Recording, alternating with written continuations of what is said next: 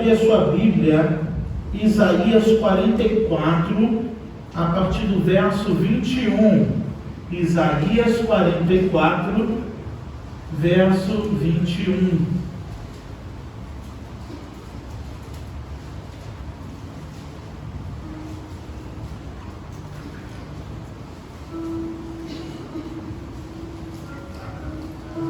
Isaías 44, verso 21. Todos acharam? Amém. Diz assim a palavra do Senhor: lembra-te destas coisas, ó Jacó, ó Israel, porquanto és meu servo. Eu te formei, tu és o meu servo. Ó Jacó, não me esquecerei de ti. Desfaço as tuas transgressões como a nevoa, e os teus pecados como a nuvem. Torna-te para mim, porque eu te remi. Ó Deus, fala conosco, através da exposição da tua palavra. Como tu falastes hoje pela manhã de uma forma extraordinária, precisamos ouvir a tua voz, ó Pai. Te louvamos, te adoramos, cantamos hinos, oramos a ti.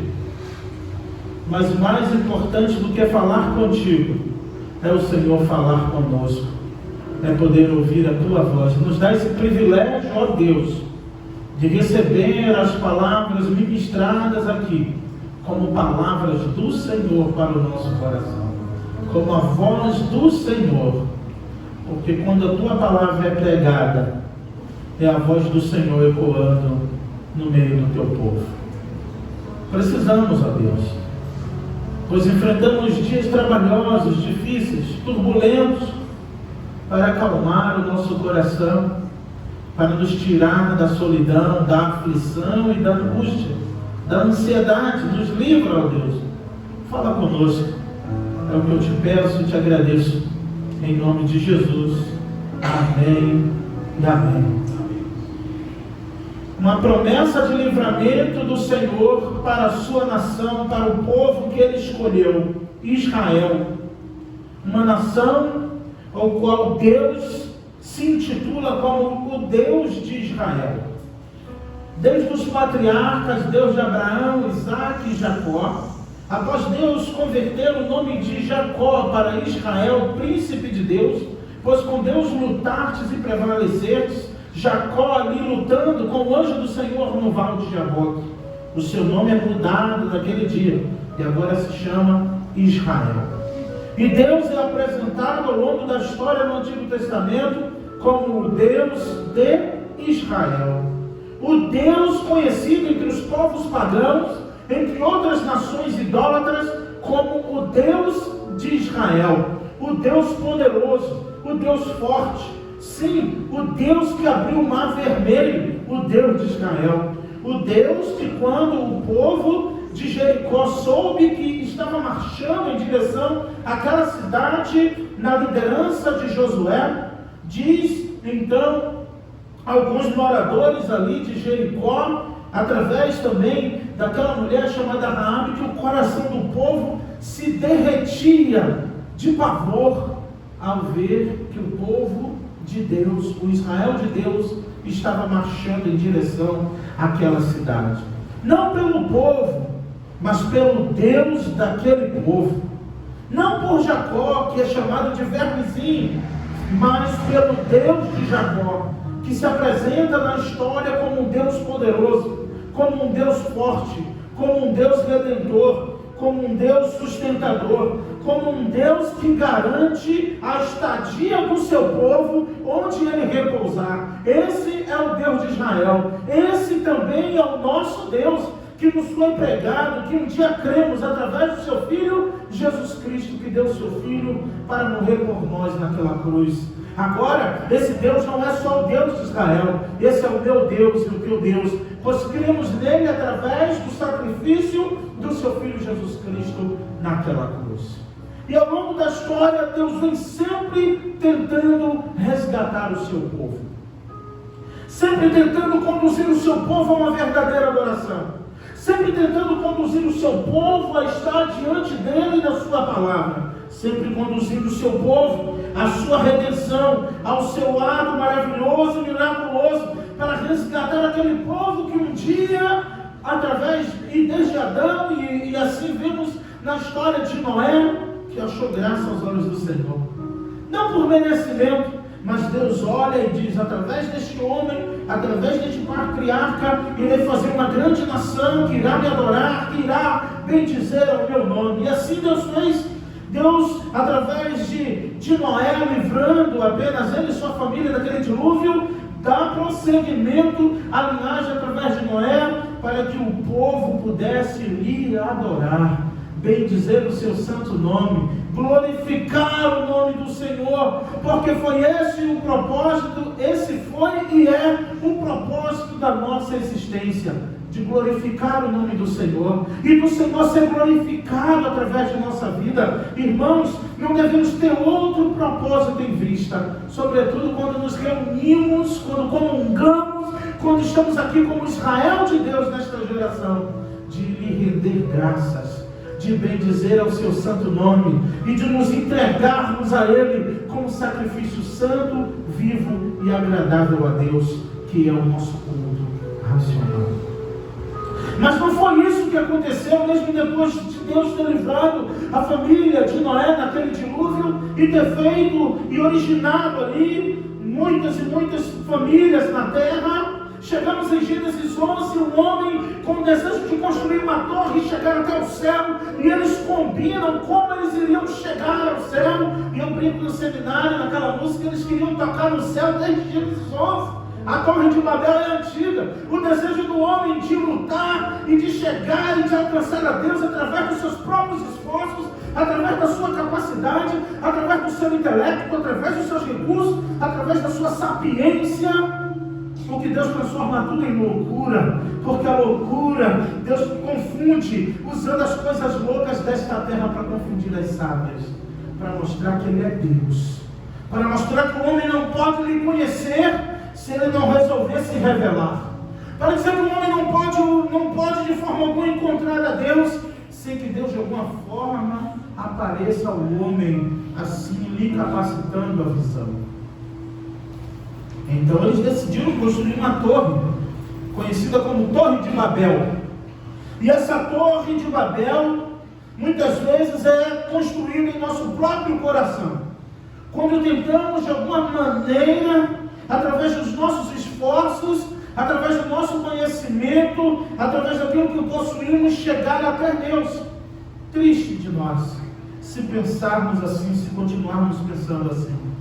Não teremos livramento desta maneira, só teremos decepção, tristezas e frustrações.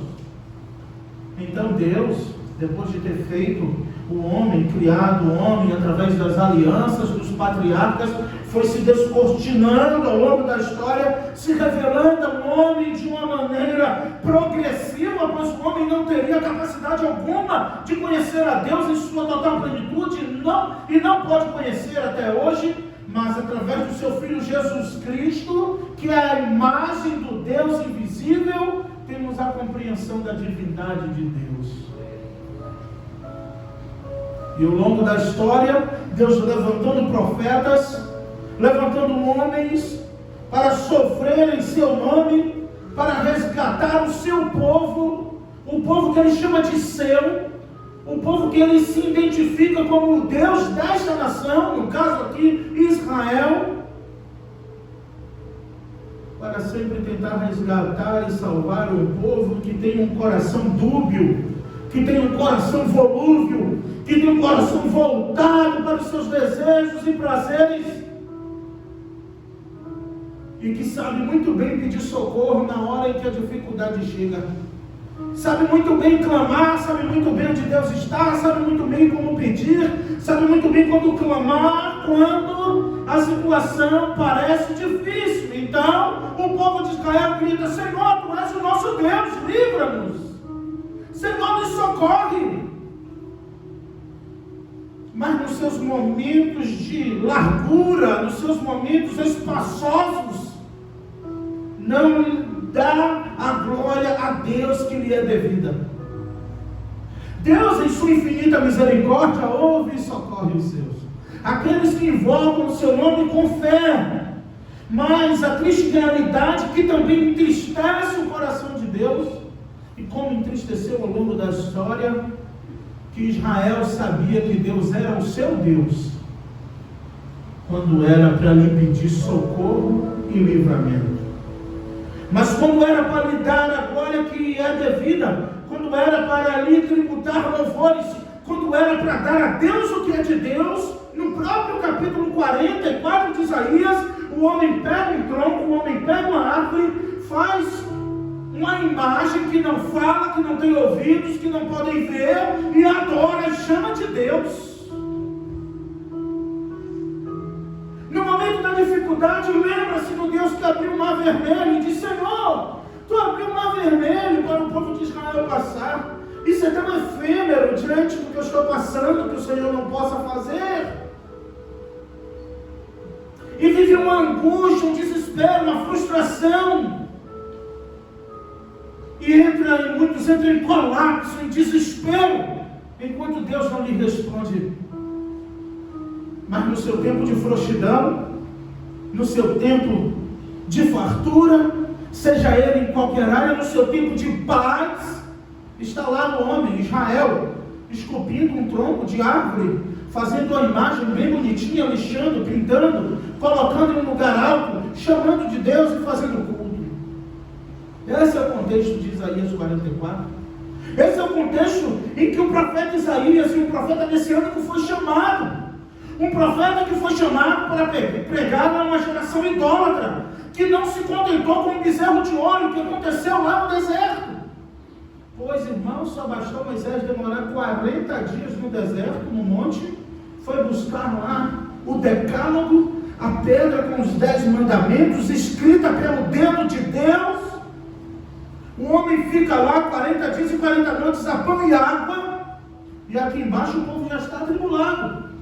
O povo já está angustiado, e o povo já está pegando Arão pela gola das suas vestes, dizendo: não, precisamos adorar alguma coisa, precisamos adorar um Deus, vamos fazer alguma coisa e chamar de Deus, e dizer que foi esse o nosso Deus que nos tirou da terra do Egito. Arão se deixa corromper pela vergonha do povo, e pede os brincos, utensílios de ouro, tudo que aquele povo tinha, e derrete, e faz um grande bezerro de ouro, para satisfazer o vazio e a necessidade de uma congregação que estava em busca de algo para satisfazer os seus deleites, mas não de adorar a Deus na beleza da sua santidade, ao Deus invisível, impalpável, mas real, todo-poderoso.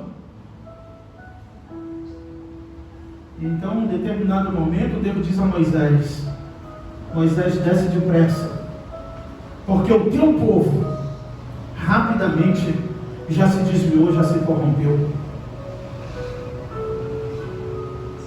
Eles precisavam de algo para chamar de Deus, eles precisavam de algo para festejar, eles precisavam de algo para comemorar, e a festa do bezerro foi arregada, irmão.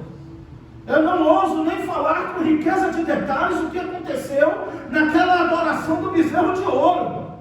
De tudo que você imaginar, de toda a promiscuidade que você possa ver nos dias de hoje, aconteceu aos pés do bezerro de ouro.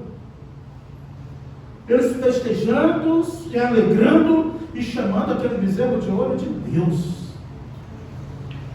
Porque eles disseram anteriormente, esse Moisés que foi lá 40 dias e 40 noites, a gente nem sabe se ele está vivo ou não. A gente nem sabe se ele vai sobreviver ou não. Vamos aproveitar e vamos fazer o bezerro de ouro. Vamos adorar esse bezerro e chamar de Deus. E quando Moisés desce, Josué já está ao pé do monte esperando. E quando Moisés desce, ele ouve um alarido e diz: esse alarido não é de quem ganhou a batalha. Esse alarido também não é de quem perdeu a batalha. Eu nunca vi essa música no meio do povo de Deus. Moisés não conseguiu identificar que alarido era aquele no meio do arraial. Mas quando Moisés chega, ele vê o povo, milhares e milhares de pessoas, no baile do bezerro de ouro, satisfazendo seus prazeres, se entretendo, congratulando-se, festejando não a Deus, mas a si próprio, glorificando não a Deus, mas o seu próprio ego. E a promessa de Deus de livramento para Israel é justamente a promessa de livramento deles mesmos, do desejo e da inclinação do seu próprio coração. E o crente batizado, o cristão confessa, ele diz: do que Deus precisa me livrar se eu já sou de Jesus? Ele precisa te livrar dos ídolos do teu coração. Ele precisa, cada dia e dia após dia, livrar o nosso coração da idolatria. Porque se não vigiarmos, tantas coisas viram idolatria. E não tem matemática mais simples de colocar e saber qual é a idolatria do teu coração. É só você parar e pensar no que você gasta mais tempo da sua vida. É só você olhar onde está o teu coração, onde está o teu tesouro, onde está o teu tesouro, está o teu coração. E o Senhor mostra para Israel, já falando com ele, que eles estavam na idolatria, eles estavam adorando a outros deuses, eles estavam literalmente construindo imagens para chamar de Deus. Mas quando a dificuldade apertava, quando os inimigos os cercavam e que estavam logrando êxito sobre eles, eles clamavam ao Deus de Israel, porque as suas imagens não podiam fazer nada, os seus postes ídolos não podiam fazer nada, os seus altares não lhe davam satisfação alguma, os seus altares não podiam lhe dar livramento, porque os seus deuses eram de madeira.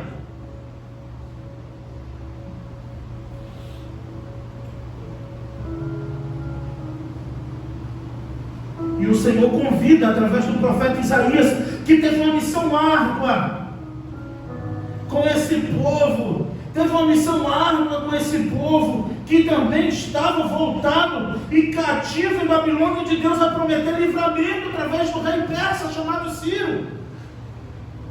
Pois esse povo, desde a época de Jeremias, vai ficar 72 anos cativos em Babilônia por causa da idolatria. Depois do cativeiro babilônico, o povo pós-exílio, quando sai, que vem Neemias, reconstruir as muralhas, o templo, e começam a vir as descendências de Israel do cativeiro babilônico. Pasmem, muitos ainda assim decidiram continuar em Babilônia, porque era uma terra lucrativa, porque o rei Nabucodonosor era gente boa, ele deixava o povo adorar sábado na sinagoga, ele deixava o povo arrendar a terra e ficar com uma parte. Nabucodonosor deixava o povo ter comércio dentro de Babilônia. O povo construiu riquezas, construiu mansões. E quando chegou o dia da libertação, alguns israelitas disseram: olha, essa terra é boa, essa terra dá lucro, é melhor ficar por aqui mesmo. Aqui dá para criar meus filhos, aqui dá para pagar uma boa faculdade. Israel vai voltar à terra arrasada, sem muralhas, sem templo, deserta, 70 anos. É melhor permanecer em Babilônia. E Deus chega a apelar, e o profeta Isaías não tem êxito em suas mensagens. O profeta Isaías não alcança, a ponto que em crise ele pergunta: Senhor, até quando eu vou pregar e ninguém vai se converter? E a resposta do Senhor é que até não sobrar ninguém, porque eu te chamei para isso, Isaías. Olha porque Deus chamou Isaías: eu te chamei para pregar ao povo que não vai te ouvir, para que vendo não vejam, ouvindo não ouçam, não se arrependam e eu não os cure. Eu te chamei para pregar ao povo que não vai te ouvir, mas que vai precisar ser sentenciado pela palavra que foi pregada. A semelhança do povo de Israel, o qual eu acabei de contar em poucas palavras, continua a mesma inclinação do homem pós-moderno, dos cristãos odiernos, onde tem o seu coração voltado a tantas coisas efêmeras e não dá a Deus a glória que lhe é devida, não adora de fato como seu único e suficiente Salvador. Cantar é uma das formas de louvar a Deus, mas a nossa vida tem que ser um louvor contínuo ao Senhor. Louvar, cantar hinos é apenas mais uma forma de adorar a Deus. E a melhor maneira de adorar a Deus é com o culto racional, lhe dando a glória que é devida. E que, infelizmente, muitos sabem esse gatilho de adoração, de oração, de petição, quando os inimigos estão rodeando o seu território, quando percebem a calamidade se aproximando. E muitos lembram que existe um Deus de Israel. O Senhor convida Israel aqui no 21. Lembra-te destas coisas, ó Jacó, ó Israel, porquanto tu és meu. Deus está dizendo: você está na idolatria, você está adorando outros deuses, você está em lugares que não deveriam estar, mas você é meu. Você é meu, Jacó, você é meu, Israel, porquanto tu és o meu servo, eu te formei, tu és meu servo, ó Israel, eu não me esquecerei de ti. A promessa do Senhor a um povo que estava com o coração na idolatria. A promessa do Senhor chega no momento em que o povo está diante de uma imagem adorando, onde Deus diz: os ídolos são loucura. Isaías fala para esse povo que esse povo está gastando tempo com Deus, que não pode lhe ouvir no dia da angústia, que não pode lhe socorrer nas necessidades. Mas Deus apresentando através de Isaías como o santo de Israel: eu sou o santo no meio de ti, fora de mim não há outro.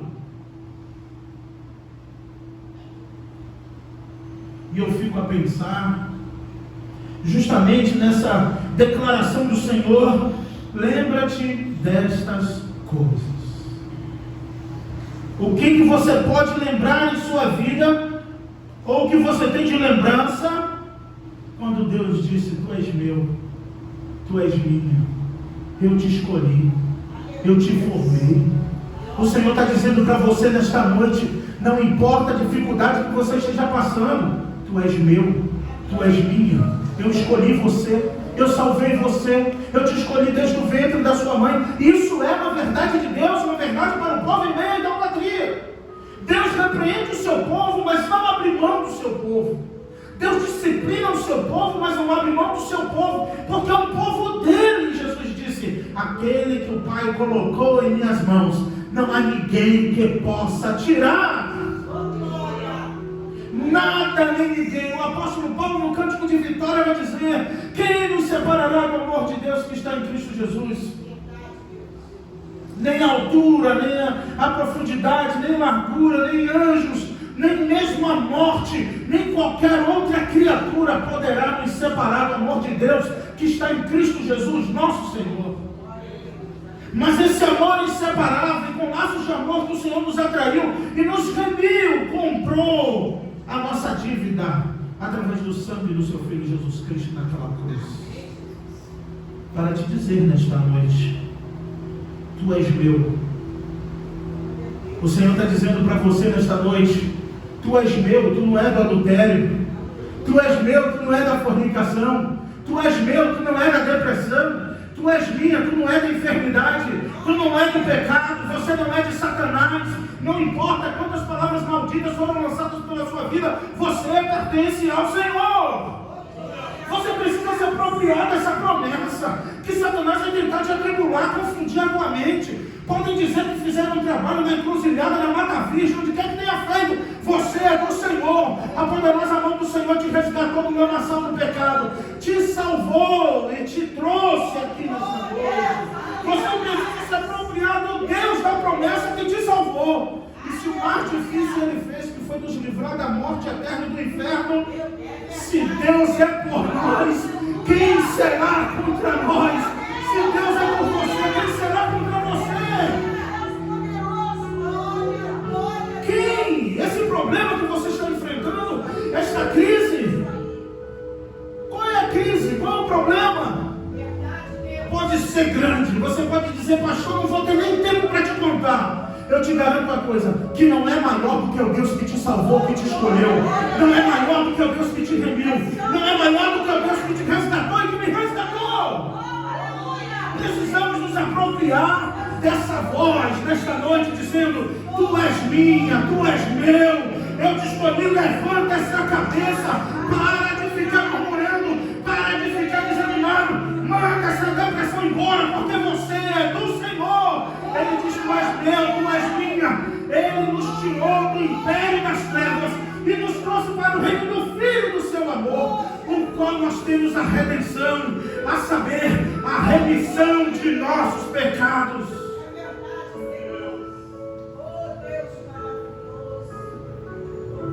Tu és meu, tu és minha. Eu te formei, eu te escolhi, diz o Senhor. E ainda que você, porventura que entrou aqui nesta noite, ainda não confessou Jesus como teu Salvador, você pode até não ter confessado Ele ainda como teu Salvador, mas Ele confessa você nesta noite dizendo, você é minha, você é meu. Ele te trouxe aqui nesta noite para ouvir essa palavra, mesmo que você não seja crente. Você pode ser de outra religião, você pode ser espírita, você pode ser católico do pé roxo, você pode ser religião que você quiser, mas o Senhor não te chama para religião. Ele está dizendo, você é minha, você é meu, porque eu te escolhi, eu te remi. E Ele te trouxe aqui nesta noite para ouvir esta palavra.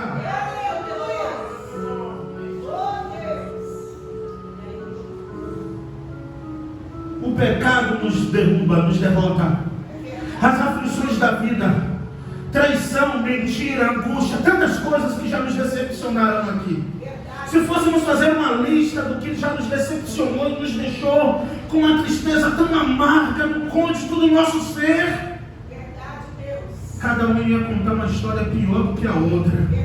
Mas a história mais bonita que eu tenho para te contar, o conteúdo dessa mensagem é a boas novas, é a boa notícia para te dizer que não importa quem te abandonou, não importa quem te traiu, não importa quem te decepcionou, não importa quem te magoou, Ele não te decepcionou. Ele é o teu Deus, Ele te escolheu, Ele te deu vida, te deu saúde, te deu vigor, te sustentou até hoje. Aqui nessa noite, só para você ouvir, você é minha, você é meu, você não é de Satanás, você não é do pecado, você não é da derrota. Você pertence àquele, o Filho de Deus, Jesus Cristo, no qual somos mais do que vencedores, por aquele que nos amou e se entregou por nós. Deus está falando isso para o povo enquanto eles estavam adorando imagens. Porque a fidelidade de Deus não está condicionada à fidelidade do homem. Um dos atributos de Deus é a imutabilidade. Nele não há mudança nem sombra de variação. E ainda que sejamos infiéis, Ele permanece fiel, porque Ele não pode negar a si mesmo. E você pode estar dizendo, eu não mereço ouvir essa palavra, porque eu pequei, ou porque eu estou assim, ou porque eu estou assim. Mas Ele é fiel, Ele não pode negar Ele mesmo. E o amor dele te constrange nesta noite, dizendo, você não merece. E como diz a canção, você não vale nada, mas eu amo você, eu escolhi você, eu salvei você, você é minha, você é meu. Só na história de Jacó, trapaceiro, suplantador, enganador, não valia um conto de réis. Mas o Senhor olhou para Jacó e disse, a partir de hoje tu serás o príncipe de Deus, tu és meu. E Deus se apresenta em toda a história do Antigo Testamento como o Deus de Israel, mostrando que o seu amor, a sua salvação não está condicionada ao caráter humano, às qualidades ou deficiências do homem. Mas o sacrifício de Jesus na cruz, quando Ele diz, eu remi você, pegou o seu filho, colocou na cruz no seu lugar, para que você pudesse estar hoje com o seu coração batendo, para que você pudesse estar com os seus 5 sentidos funcionando, para que você pudesse estar aqui nessa noite respirando, puxando fôlego e liberando o ar e dizendo, Senhor, obrigado porque o Senhor me salvou, porque o Senhor me escolheu. A prova de que Deus nos chamou e nos escolheu é tão profunda que há 740 anos antes de Cristo, o Senhor está dizendo através de Isaías, eu remi você, sua geração idólatra. Você está adorando imagens lá? Você está em lugar onde não deveria? Eu salvei você, meu filho morreu por você, e onde você está agora? Por onde você tem andado? Por onde muitos estão andando? Mas ele disse: tu és meu, tu és minha, eu te remi, eu te escolhi, que eu não posso voltar, não posso negar a mim mesmo. A Bíblia diz que Deus não é homem para que minta, e nem filho do homem para que se arrependa. Porventura diria eu e não faria, falaria eu e não velaria. Deus, quando libera uma palavra na sua vida, Ele fica olhando para aquela palavra até que ela se cumpra. E foi o que Deus fez com Jeremias. Jeremias, o que é que tu vê? E ele disse: eu vejo uma vara de amendoeira. E o Senhor diz: assim sou eu, Jeremias, eu velo com a minha palavra para cumprir. Ele libera a palavra e Ele toma conta desta palavra até que ela se cumpra na minha e na sua vida. Porque diz Isaías 55 a partir do verso 11, que assim como a chuva cai, molha a terra e fertiliza a semente, e ela brota e dá o seu fruto, a minha palavra não volta para mim vazia, antes de cumprir o propósito para o qual ela foi enviada. E a palavra que está sendo liberada para você nesta noite é simplesmente essa, de tantas coisas que eu estou dizendo. Você é minha, você é meu, ninguém vai botar a mão em você. Satanás, demônios, nem ninguém vai botar a mão no povo de Deus, porque nós pertencemos ao Senhor. Nós devemos nos apropriar desse Deus que temos em nossa vida. Precisamos nos apropriar do Deus desta igreja. Precisamos nos apropriar do Deus de Israel, que é o nosso Deus. E um povo que tem Deus como Deus de Israel não pode andar cabisbaixo, não pode andar amargurado. A tristeza pode até vir, mas a alegria vem pela manhã, porque as misericórdias do Senhor se renovam a cada manhã sobre nossa vida.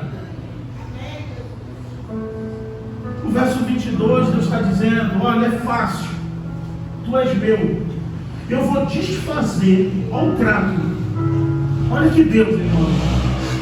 E os homens ainda correm disso. É interessante, porque o homem corre de Deus, mas não corre do pecado. Corre de Deus, mas não corre dos seus deleites. Correm de Deus, mas não correm dos prazeres que lhe aprisionam, lhe escravizam no pecado. Mas eles correm de Deus. Eles correm da verdadeira adoração. Eles correm da pregação cristocêntrica. Eles correm da palavra, mas não correm do pecado. E Deus está dizendo: olha o trato de Deus. Olha o verso 22. Eu desfaço as tuas transgressões como a nevoa. Olha só. É assim, ó. Todas as tuas transgressões, se você se voltar para mim, eu desfaço como a nevoa. Deus não está dizendo: vamos acertar as contas agora do que você fez. Volta para mim que está tudo certo. É só voltar para mim que está tudo kit. Eu desfaço as tuas transgressões como a nevoa. Você sai de manhã, muitas vezes cedo para trabalhar, você vê aquela nevoa, ela se dissipa na sua frente, você nem percebe a hora, você não vê a hora que ela foi embora. O Senhor está dizendo assim para esta igreja nesta noite: e desfaço as tuas transgressões como a nevoa, e os teus pecados como a nuvem. Torna-te para mim, porque eu remi você, porque eu te remi. Assim como as nuvens, quando chove, quando derramam água e quando as chuvas caem, é fruto de muito vapor e de muito líquido que foi evaporado e depois enche as nuvens, ela se sobrecarrega e derrama na terra de novo. Assim são os nossos pecados. Vão tudo para uma nuvem. Fica tudo arquivado na nuvem. E o povo que gosta de tecnologia sabe disso. Nós temos o aplicativo na nuvem, onde você bota, dependendo dos gigabytes, dos terabytes que você tem, ilimitado. E joga tudo na nuvem, nuvem, nuvem, nuvem. E tem gente assim, ele vai andando, vai pecando, vai jogando para a nuvem. E o pecado está na nuvem. Ninguém vê, mas está na nuvem do céu, na nuvem de Deus. Ninguém pode computar, mas está na nuvem. Não uma nuvem da tecnologia de um Google Drive, ou de um Drive, ou de um pendrive, mas na nuvem do céu. Nuvens carregadas de pecado, daquele que fez os céus e a terra, que olha para essas nuvens, minhas e suas, sobrecarregadas de pecado. E que quando essas nuvens de pecado resolvem chover em nossa vida, quanta turbulência, hein? Quanto prejuízo, quantos problemas enfrentamos, quando a nossa própria nuvem decide chover sobre nossa cabeça, o Senhor está garantindo assim: olha, eu desfaço as tuas transgressões como a nevoa. Olha aí no 22, os teus pecados como a nuvem. Ele limpa, ele zera, ele tira todos os nossos pecados como a nuvem, porque eu te remi. O apóstolo Paulo vai dizer que a natureza geme como dores de parto por causa dos filhos da desobediência. Enquanto o homem peca, blasfema e faz tantas outras coisas, a natureza geme. Mas a natureza se contorce quando o povo dito, o povo de Deus, vive deliberadamente no pecado. Então a geração geme, a natureza geme, a terra sofre, o universo sofre, o planeta sofre por causa do pecado da humanidade, por causa da arrogância do homem, por causa da soberba do homem. O homem é como pó, como a erva do campo. Mas pensa num ser humano que se acha homem, a falar bicho. Mas o homem é demais. O ser humano se infla muito fácil do eu, do ser, do posso. Isso entristece o coração de Deus. E o pecado que vai sendo armazenado, que vai entristecendo a natureza, os filhos da desobediência são aqueles que vivem deliberadamente no pecado. Sabe por quê? Porque está indo tudo para a nuvem. Ninguém está vendo, ninguém sabe, pois está na nuvem. Mas a natureza fica triste. A natureza sofre por causa do meu pecado. Você sabia disso? A natureza sofre por causa do seu pecado. A criação geme como dores de parto por causa dos filhos da desobediência. Mas olha o que acontece quando Deus perdoa os nossos pecados. Quando Deus decide nos remir, assim como fez de forma definitiva através do seu Filho Jesus Cristo, que suportou e comportou todo o pecado da humanidade, meu e seu, naquela cruz. Ali se cumpriu esta palavra: eu remi você. Em Cristo Jesus, naquela cruz, se cumpriu a promessa do Senhor em Isaías, dizendo: volta para mim porque eu remi você. Mas os homens continuam sem querer saber de Jesus. Jesus disse: ninguém vai chegar no Pai se não for por mim. Então é mais fácil fazer um Deus e adorar. Ninguém vem ao Pai se não por mim. Então é mais fácil viver de qualquer jeito. Porque para chegar até Deus, só através de Jesus Cristo. Ele nos remiu. Mas acontece algo maravilhoso na própria criação. O verso 23 vai dizer: quando, e de fato isso aconteceu na minha e na sua vida, regozijai-vos, ó céu, porque o Senhor fez isso. Exultai, vós, as profundezas da terra. Retumbai com júbilos, vós, montes, vós, bosques, e todas as suas árvores, porque o Senhor remiu Jacó e se glorificou em Israel. Olha que maravilha! A maravilha de Deus na natureza, em sua revelação geral, é a natureza, os céus, as profundezas da terra, os céus, a profundeza da terra, os montes, os outeiros, os bosques, tudo se regozijando por uma causa: porque eu perdoei Israel do seu pecado. Olha quanta coisa no universo se move enquanto Deus perdoa o seu povo, e de forma instantânea como a nevoa. E diz aqui: porque o Senhor remiu Jacó e se glorificou em Israel. Assim diz o Senhor, olha 24, que te redime, o mesmo que te formou dentre o ventre materno. Eu sou o Senhor que faço todas essas coisas, que sozinho estendi os céus e sozinho espraiei a terra. Eu, o Senhor, faço tudo isso. A festa no céu, diz a Bíblia, lá na parábola do filho pródigo. A festa nos céus, quando um pecador se arrepende.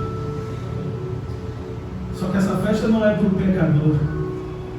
Essa festa é em honra e glórias a Deus, por ter perdoado e livrado mais um homem da condenação e do inferno. Que o nosso coração esteja voltado para o Senhor, porque no Salmo 139 vai dizer: eu te formei no ventre da tua mãe, O salmista vai dizer: o Senhor me formou de uma forma maravilhosa, o Senhor anotou todos os dias no seu caderno, todos os meus dias foram contados. Tal ciência para mim é maravilhosa. Para onde eu me irei do teu espírito e para onde eu fugirei da tua face? Se eu subir ao céu, tu estás. Se eu fizer a minha cama nas profundezas do mar, tu também estás ali. E ele diz que até se estiver no Sheol, na sepultura, nas profundezas do inferno, que era um lugar chamado de Sheol, ele diz: até ali tu estás comigo. Se Deus está nos lugares mais altos dos céus, se Deus está nas profundezas do mar e da terra, e até na sepultura e no Sheol, onde o homem pensa que pode se esconder de Deus? É tolice, é como correr atrás do vento. Esse esqueceu de ler Eclesiastes: vaidade de vaidade, tudo é vaidade, não há nada novo debaixo do céu. Os homens trabalham, os homens correm, perseguem aquilo que nunca pode alcançar, e no final para no mesmo lugar de onde começou. Ele é do pó e ao pó voltará. Mas o Senhor te diz nesta noite: eu te remi, eu te escolhi, você és minha, você é meu, volta-te para mim. Eu escolhi você desde o ventre, eu chamei você. O verso 25 vai dizer: eu desfaço os sinais dos falsos profetas, enlouqueço os adivinhos, que faço tornar atrás os sábios, cujo saber converte-se em loucura. Tudo para remir o pecado ou os pecados das transgressões do seu povo. Eu faço o sábio parecer louco, eu desfaço os sinais dos falsos profetas. Esse é o nosso Deus, santo e poderoso para salvar, para livrar, e que te trouxe aqui nesta noite para te dizer: não importa, de verdade, não importa de verdade, de todo o meu coração eu digo para você, não importa o que você está passando, o que você está enfrentando, você pode até enfrentar, mas você pertence ao Senhor. Você é propriedade exclusiva de Deus, propriedade particular do Senhor, nação santa, geração eleita, povo adquirido, propriedade exclusiva de Deus. Que Deus nos abençoe, que você vá para o seu lar com essa certeza no seu coração, que hoje seja uma noite de confissão de pecados, que hoje seja uma noite de se derramar diante do Senhor, que você confesse os seus pecados diante do Senhor e que você agradeça ao Senhor, que a sua última oração desta noite seja como se fosse a última oração da sua vida. E em últimas palavras, agradeça a Deus por ter te escolhido, por ter te salvado, e por, independente de como você se encontra, Ele dizer para você: você é minha, você é meu, eu te escolhi. Essa é a palavra do Senhor para a sua igreja nesta noite. Que Deus nos abençoe. Sentados mesmo, feche os seus olhos, faça essa oração, você e Deus.